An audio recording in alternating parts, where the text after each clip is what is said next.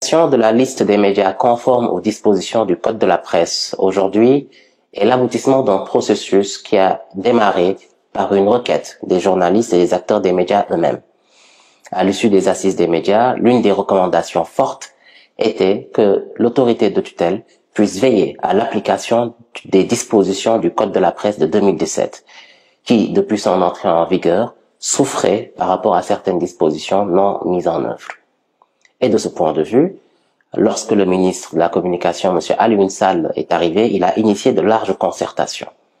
Le 25 juin, il a rencontré l'ensemble des acteurs des médias qui ont à nouveau posé sur sa table la doléance qui est celle de publier la liste officielle des médias.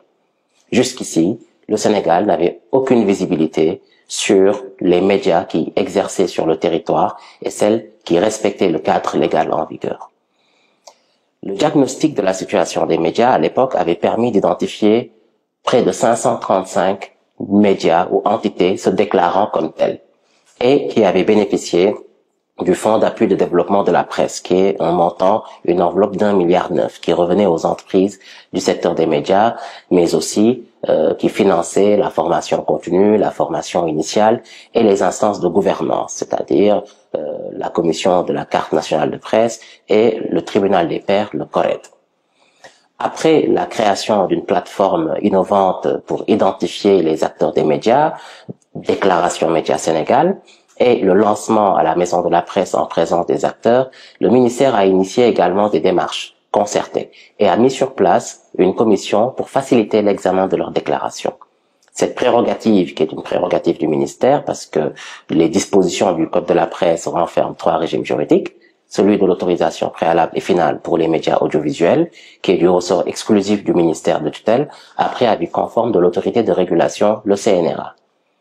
Le régime juridique de l'enregistrement, qui concerne les entreprises de presse écrite. Une entreprise se constitue, elle veut exercer pour la presse écrite, elle vient s'enregistrer au ministère en conformité avec certaines dispositions. Avoir une parution régulière, disposer d'un directeur de publication qui a 10 ans d'expérience, un rédacteur en chef qui a 7 ans d'expérience, et des dispositions additionnelles qui seront contrôlées pour que cette entreprise puisse bénéficier des avantages, qui est l'appui destiné aux entreprises, le Fonds d'appui de développement de la presse, à savoir employer au minimum un certain nombre de journalistes, notamment 5. Et enfin, le régime de la déclaration, qui concerne les entreprises de presse en ligne, les sites web notamment, qui doivent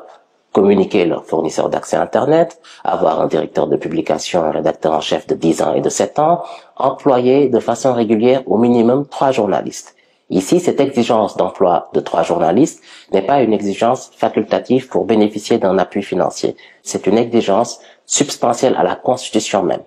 Et enfin, la situation de ceux qui font de la télévision via Internet, qui en réalité font de l'audiovisuel et tombent sous le coup de l'article 94 au même titre que les radios commerciales et communautaires. À la différence que les radios commerciales, qui font de l'information à temps direct, doivent avoir également un directeur de publication de 10 ans et de 7 ans, ce qui n'est pas exigé aux radios communautaires qui doivent quand même être signataires d'une convention et d'un cahier de charges auprès de l'autorité de régulation. La commission donc, qui a été créée par le ministre de la Communication, regroupe l'ensemble des acteurs impliqués dans ce processus-là, à savoir le ministère de l'Intérieur, auprès de qui les quotidiens doivent aller faire leur dépôt légal, mais aussi qui dispose d'une unité de surveillance de toute l'activité sur Internet, la cybercriminalité, le ministère de la Justice, auprès duquel les acteurs déposent également copie de parution de leurs quotidiens et de leurs journaux, magazines ou autres, mais aussi le ministère de l'Emploi, pour qu'il puisse nous aider à identifier les entreprises qui respectent les dispositions de la convention collective qui concerne les acteurs des médias et veiller à l'application des conditions optimales de travail. Pour garantir la démarche inclusive et la transparence, le CNRA a été convié, le Conseil, la Commission nationale de la carte de presse et le tribunal des pairs, le CORED. Et donc, c'est cette commission qui effectue les vérifications préalables de toutes les déclarations et qui n'a qu'un avis à soumettre auprès de l'autorité de tutelle, le ministère, qui a les prérogatives finales pour vérifier les conformités des déclarations aux dispositions du Code de la presse. Lors de la publication de la première liste le 3 décembre, nous étions donc à 112 médias conformes, sur 385 médias qui ont effectué les dépôts. À l'issue de cette journée, le ministère avait accordé un délai de 72 heures pour les médias qui ne s'étaient pas enregistrés, mais aussi pour permettre aux médias qui avaient été rejetés pour divers motifs, des manquements liés à des éléments non conformes au code de la presse, de pouvoir se conformer. À la suite de ce délai-là, plus de 200 médias se sont déclarés. Et au total, nous avions eu plus de 600 médias qui se sont enregistrés dans la plateforme déclaration médias. À l'issue des vérifications, 639 médias se sont déclarés après le délai de 72 heures.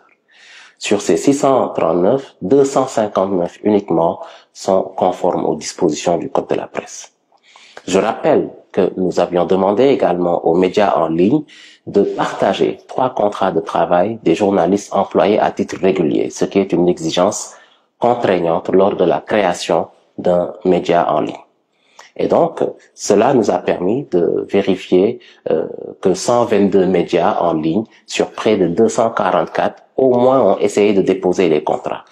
Vous remarquerez donc que plus de la moitié des entreprises de presse en ligne ne disposent pas de contrat de travail, donc n'ont pas mis les journalistes dans des conditions de travail optimales respectant la convention collective.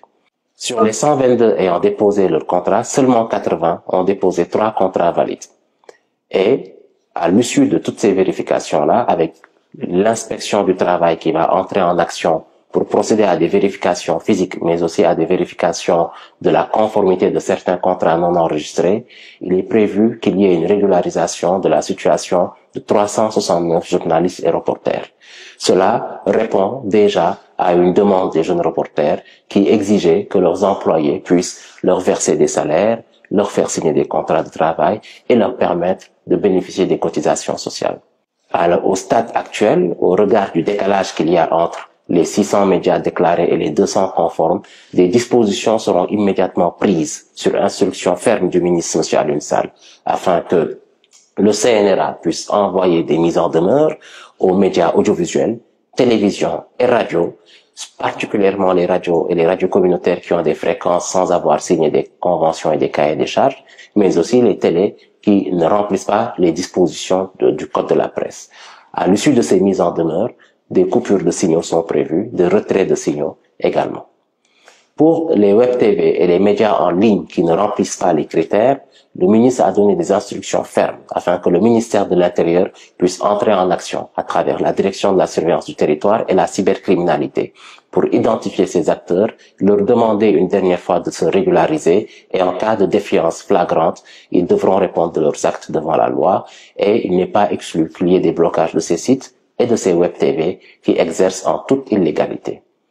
Enfin, pour les quotidiens, nous avons remarqué que la plupart des quotidiens se conformaient maintenant au dépôt légal, à l'exception de quelques-uns qui ont été invités à le faire. La plupart des quotidiens déclarés non conformes sont constitués de journaux PDF qui ne procèdent pas au tirage ou de une PDF, ce qui constitue de toute flagrance une illégalité. Et à ce niveau-là, la DST également va être mise à contribution pour leur demander de cesser cette activité au risque d'encourir des poursuites.